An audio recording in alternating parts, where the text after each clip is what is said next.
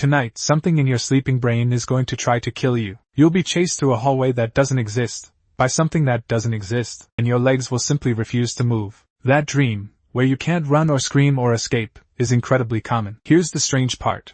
A hunter-gatherer 30,000 years ago had that exact same dream, same paralysis, same faceless pursuer, same suffocating dread. For decades, scientists dismissed nightmares as random noise, glitches in a resting brain. But that explanation has a problem. The glitch is far too consistent. It shows up in every culture, every age, every century we have records for. Random noise doesn't repeat itself with that kind of precision. So what if the nightmare isn't a malfunction at all? What if it's a program? One that's been running since before we were even fully human. To understand it, you first need to know what a nightmare actually is. Most nightmares happen during REM sleep, when your eyes dart and your brain looks almost awake. During REM, your brainstem shuts down your major muscles. Scientists call it REM atonia, a built-in paralysis that stops you acting out your dreams. It's why you can dream about running, and your legs never move an inch. It's a safety switch, and most of the time, it works perfectly. But it also explains that specific nightmare, the one where your body simply won't obey. Your brain screams,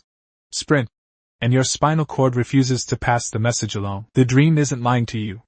Your body really is paralyzed. Which raises an obvious question. Why build a brain that dreams of being unable to escape? To answer that, picture where this brain first evolved. 200,000 years ago, on the grasslands of Pleistocene Africa. No walls. No locked doors.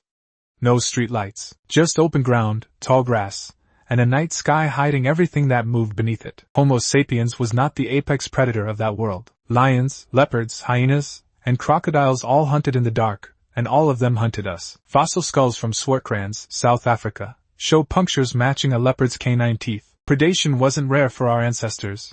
It was a routine hazard of being alive. And the most dangerous hours were always the ones you were asleep. Asleep, you can't watch the tree line, or hear the grass move. For those hours, you are prey with its guard completely down. This is the environment that built the nightmare. In the year 2000, scientist Antti Revonsuo proposed the threat simulation theory. His argument was simple. Nightmares are not malfunctions, they are rehearsals. A nightmare is your brain running a flight simulator for danger, built from your ancestors' worst possible nights. Being chased.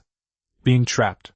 Being attacked in the dark by something you can't quite see. Every time that dream plays, your brain practices detection, escape, and fear response, without any real risk to your actual body. The theory makes a specific prediction. More danger in waking life means more threatening dreams. And that prediction holds up. Children in active war zones show a sharp rise in violent nightmare content, compared to children growing up in peaceful regions. Refugees and trauma survivors report more vivid, more violent nightmares than the general population. The dreaming brain isn't being random. It's calibrating to the threat level outside. Now go back to the Pleistocene, and ask what that threat level looked like. For a species with no fire yet, no walls, no weapon beyond a sharpened stick, the threat level wasn't occasional. It was permanent, which means nightmares should have been constant. A nightly drill nobody could skip. The child born into that world rehearsed one lesson, over and over, for years. Something is out there. And it wants to eat you. The children who took that lesson seriously stayed close to the fire. They didn't wander at night, and lived long enough to have children of their own. The ones who felt no fear, who slept too soundly, often didn't make it to adulthood. Over hundreds of thousands of years, that's not a small effect. That's natural selection. Fear of the dark. Fear of being chased. Fear of being trapped and unable to move. These weren't superstitions. They were survival software. And the nightmare was how that software got installed, night after night for free. Here's where it gets even stranger. Sometimes the body doesn't just simulate the threat, it simulates the moment of being caught. It's called sleep paralysis. Possibly the oldest shared nightmare humans have. It happens when your mind wakes up before your body's paralysis switches off. For a few terrifying seconds, you're fully conscious, and completely unable to move. Most people who experience it report the same three things, almost word for word. A crushing pressure on the chest, the certainty that something else is in the room, and total inability to move or cry out. In Newfoundland, they called it the old hag, a witch sitting on your chest. In Japan, it's kanashibari, literally bound in metal. In medieval Europe, they blamed an incubus, a demon pinning the sleeper down. Ancient Greek writers described Ephialtes, a spirit leaping onto the sleeper's chest. In parts of Italy, villagers spoke of Pandafeche, a witch who sat on you until dawn. Different continents, different languages, different centuries. The exact same story? That isn't a coincidence you can explain away with local superstition. That's a shared glitch in the human brain, describing the exact same physical event. Your threat detection system, firing at full strength, while your body lies helpless in the dark. The single most dangerous position a Pleistocene human could ever be caught in. Which brings us to the specific shape most nightmares take, because they aren't random at all. Researchers cataloging nightmares across cultures keep finding the same handful of recurring themes: being chased, falling, being trapped, drowning, being attacked by an animal, or a shadowy figure. Almost nobody dreams about being defeated by a spreadsheet error. The brain reaches instead for ancient categories of danger: predator, fall, ambush, suffocation. Psychologists call this the fear module, threat responses wired in before birth, tuned specifically to ancestral dangers, not modern ones. Snakes and spiders are the textbook example. Human infants show heightened attention to snake shapes before anyone teaches them to be afraid. That fear came from ancestors who lacked it,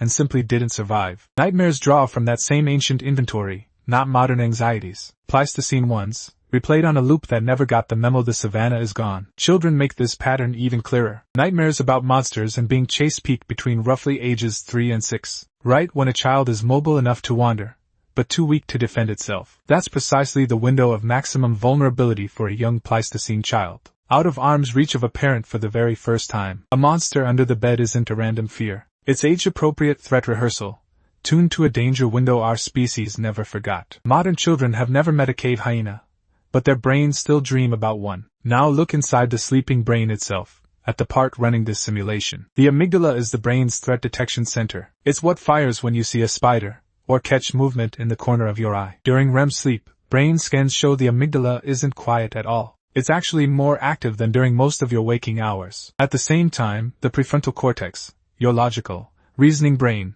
goes comparatively dark. That combination is the entire nightmare, explained in one sentence: maximum fear, minimum reasoning. You get all the terror of a life-threatening encounter, with no rational brain to argue back. It's not a flaw in the design. For a hunter-gatherer, that's exactly the state you'd want during threat rehearsal. Pure, unfiltered fear response, practiced until it becomes automatic. Automatic fear is fast fear. And in the Pleistocene, a half-second of calm thinking could be the half-second a leopard needed. So the paralysis, the pressure on the chest, the faceless pursuer, none of it is malfunction. It's a survival curriculum, in continuous use for at least 300,000 years. Every single night, without exception, that curriculum still runs inside your skull. Your brain doesn't know the leopards are gone. As far as your amygdala is concerned, it's still the Pleistocene. This explains one of the strangest features of modern nightmares: the total mismatch between the dream and your actual life. You can live on the 40th floor with no wildlife for 100 miles, and still dream about being hunted through a forest. The ancient hardware doesn't update itself based on your zip code. That's why exam anxiety turns into being chased down an endless hallway. That's why a work deadline turns into drowning,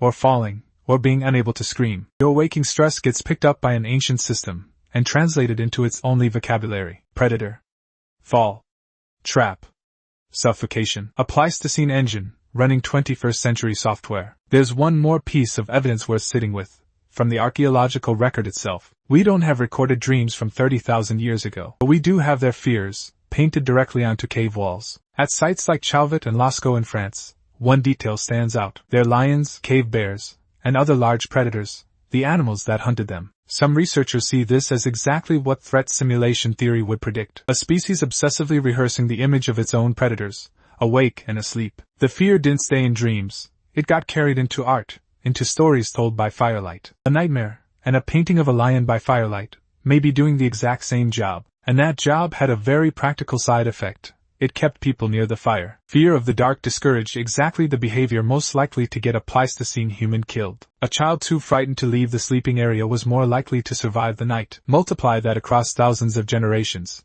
and fear itself becomes a kind of fence, an invisible boundary, built entirely out of dread, keeping the groups safe until sunrise. The campfire wasn't just for warmth, or cooking. It was the one place the nightmare's logic simply didn't apply. So why do you still have that dream? The one where you can't move, can't scream? Because for 300,000 years, the humans who took that dream seriously are your ancestors. The ones who slept too calmly, who felt no dread in the dark. Their line simply stops. You are the direct descendant of the anxious sleepers. Every nightmare you've ever had is, in a strange way, inherited. A message passed down from an ancestor who needed you to keep being afraid. Not because the world is still that dangerous, but because the software that kept them alive never got a reason to switch off. It just keeps running, quietly rehearsing an apocalypse that ended tens of thousands of years ago. There's something oddly comforting buried inside that horror, if you sit with it long enough. The nightmare that used to wake you up sweating, convinced something was in the room. That was never your brain failing you. That was your brain doing exactly the job it evolved to do, with total commitment, on a threat that simply doesn't exist anymore. Tonight,